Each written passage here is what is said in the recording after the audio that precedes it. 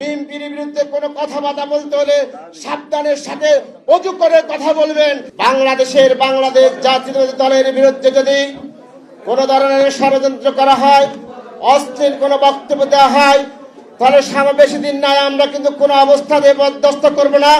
আমাদের চেয়ারম্যান সাহেব হুকুম দেয়, আমরা তোমাদের জিব্বা টেনে টেনে ছিঁড়ে ফেলবো ইনশাআল্লাহ। বাংলাদেশ জাতীয়তাবাদী দল এদেশে পেশাসে নাই। বাংলাদেশ জাতীয় দল দেশের মানুষের তো গণতন্ত্রের অতন্ত্র প্রহরী, গণতন্ত্রের অতন্ত্র প্রহরী হিসেবে কাজ করছে। দীর্ঘ 18টি বছর আমরা স্বৈরাচার শেখ হাসিনার বিরুদ্ধে সংগ্রাম করেছি। দরকার হলে আবার ওই সরমোনায় তোমার দাঁত দুইটা ভাঙছে আওয়ামী লীগে, প্রয়োজন যদি আমরা বাকিগুলো বেরিয়ে দেবো তোমাকে। তুমি আমাদের নেতার বিরুদ্ধে এই ধরনের অস্থির বক্তব্য দিবা, বাংলার জমিনে তুমি কোথাও কোনো জায়গার মধ্যে মাহফিল করতে পারবে না, তোমাকে মাহফিল করতে দেব না ইনশাআল্লাহ। ভিক্ষা করে খাও, ভিক্ষা করে চালাও। এত সম্পত্তির মালিক কোথায় থেকে হয়েছে?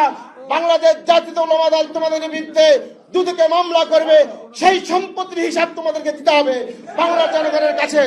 এতে সকল দলের সকল নেতৃবৃন্দকে বলে দিচ্ছি, বিএনপির বিরুদ্ধে কোনো কথাবার্তা বলতে হলে সাবধানের সাথে অজু করে কথা বলবেন।